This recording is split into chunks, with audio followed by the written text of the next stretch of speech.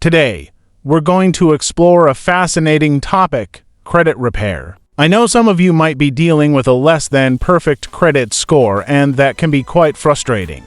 So let's dive right in. First things first, when it comes to credit repair, the best approach is to act swiftly and strategically. The sooner you start, the better. If you have any unpaid bills or debts, it's time to face them head-on.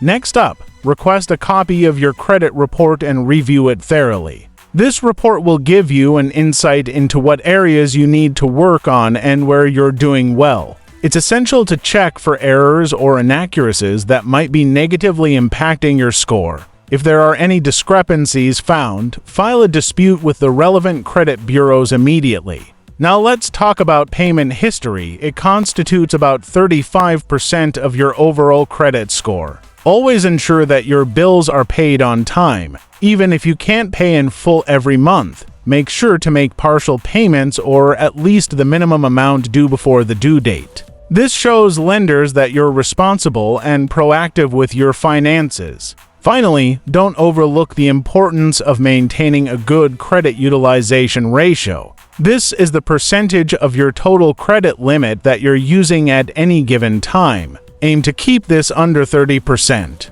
For example, if you have a $1,000 limit on your card, try not to exceed $300 in spending at any point during your billing cycle. This strategy will keep your score healthy and give lenders confidence in your financial responsibility. Thank you so much for joining me today. If these tips were helpful, or if you have any questions about credit repair or personal finance management, feel free to leave a comment below or reach out via our channels. And remember folks, taking care of your finances is crucial, not just for today but for all future tomorrows. Don't forget to like, share, and subscribe for more helpful advice on personal finance management. Until next time.